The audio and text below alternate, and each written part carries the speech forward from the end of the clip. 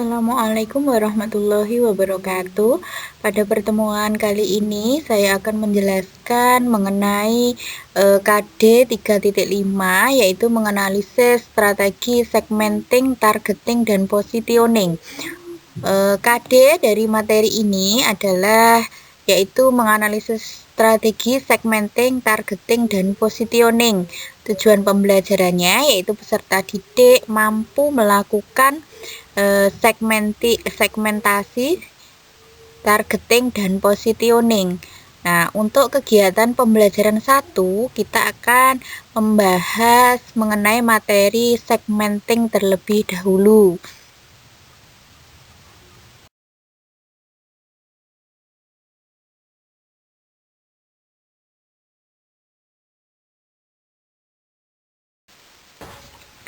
Strategi pemasaran modern itu secara umum terbagi atas 3 tahap, yaitu segmentasi pasar atau segmenting, penetapan pasar sasaran atau targeting, dan penetapan posisi pasar atau positioning.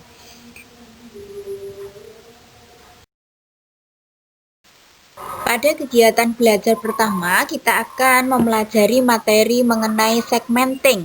Segmenting yaitu pembagian suatu pasar yang heterogen ke dalam satuan-satuan pembeli yang homogen.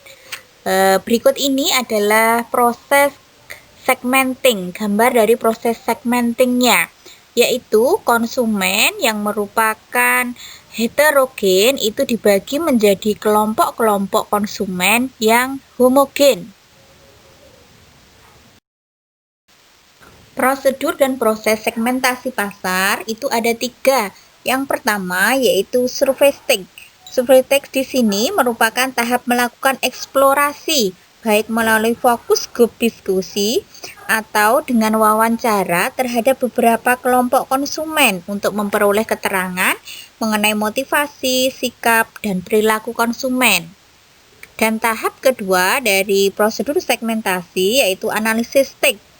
Analisis teks di sini yaitu merupakan analisis terhadap informasi yang telah diperoleh melalui tahap survei tadi.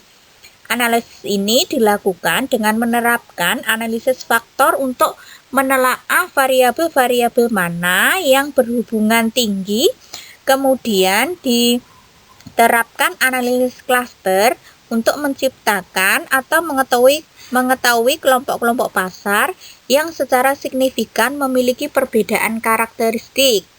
Sedangkan proses segmentasi pasar yang terakhir yaitu profiling stage, yaitu tahap untuk mengidentifikasi profil masing-masing segmen yang terbentuk.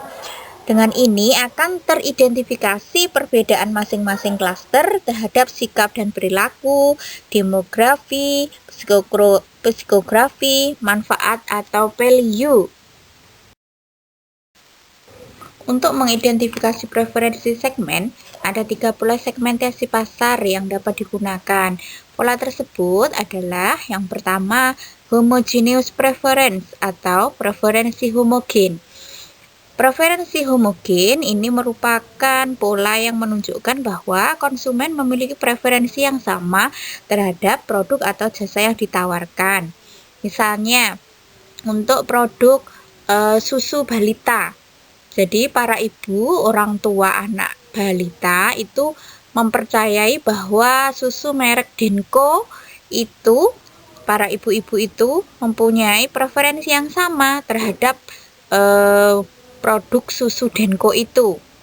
Itu adalah preferensi yang homogen, preferensinya sama terhadap suatu produk.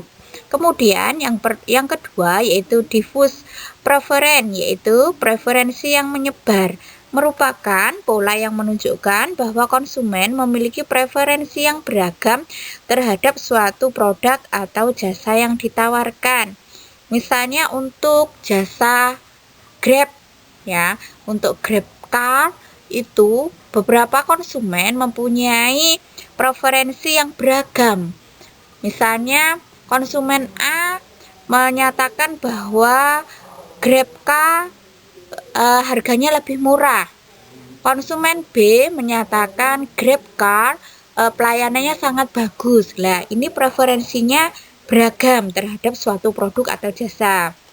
Yang ketiga ada clustered preference, yaitu preferensi yang mengelompok. Merupakan pola yang menunjukkan bahwa konsumen itu memiliki preferensi yang berkelompok-kelompok, di mana konsumen yang berada dalam satu kelompok memiliki kesamaan preferensi. Misalnya ada kelompok ibu-ibu PKK.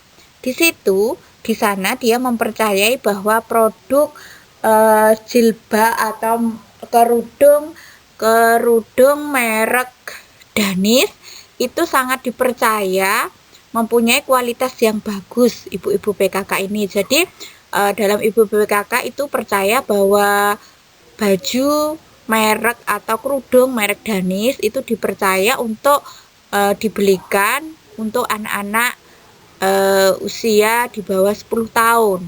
Seperti itu. Dalam melakukan segmentasi, perusahaan itu perlu memperhatikan efektivitas segmentasi tersebut, sehingga perlu diperhatikan syarat segmentasi yang efektif. Ada 5 syarat syarat segmentasi yang efektif. Yang pertama yaitu measurable, yaitu bisa terukur. Artinya, segmen pasar harus dapat membantu perusahaan dalam mengukur potensi pasar, daya beli konsumen, serta ukuran alokasi sumber daya. Syarat segmentasi yang kedua yaitu ada substansial atau banyak. Artinya, segmen tersebut harus besar dan bisa mendatangkan keuntungan bagi perusahaan. Yang ketiga ada accessible atau dapat diakses. Artinya, segmen tersebut harus mudah dijangkau untuk bisa dilayani oleh perusahaan. Yang keempat, ada differentiable, yaitu bisa dibedakan. Artinya, segmen tersebut dapat dibedakan dengan jelas antara segmen yang satu dengan segmen yang lainnya. Yang kelima, ada actionable atau dapat dilayani. Artinya, segmen tersebut dapat dijangkau atau dilayani dengan sumber daya yang dimiliki oleh perusahaan. Itulah syarat-syarat segmentasi yang efektif.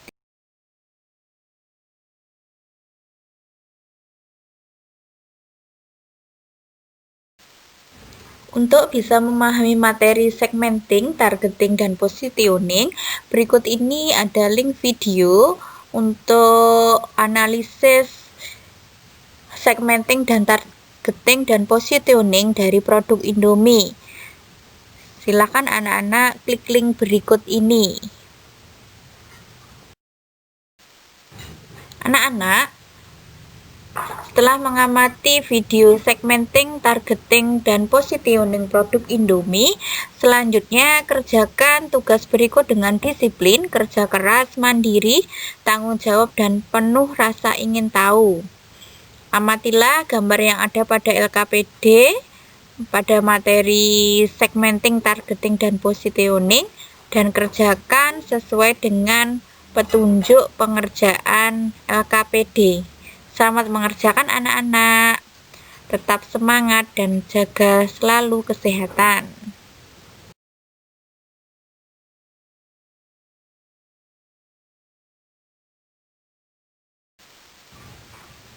Setelah anak-anak melakukan kegiatan diskusi dan presentasi, tibalah saatnya diambil suatu kesimpulan dari kegiatan pembelajaran hari ini.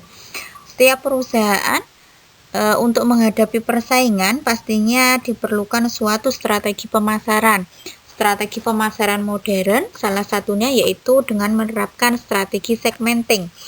Strategi segmenting yaitu membagi pasar ke dalam kelompok konsumen yang heterogen ke dalam satuan-satuan pembeli yang homogen.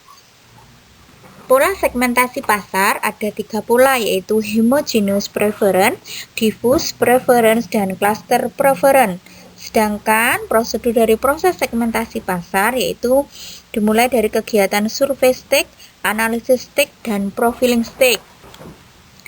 Untuk bisa melakukan segmentasi yang efektif, perusahaan harus memperhatikan beberapa syarat segmentasi. Yang pertama yaitu measurable, substantial, accessible, differentiable, dan actionable.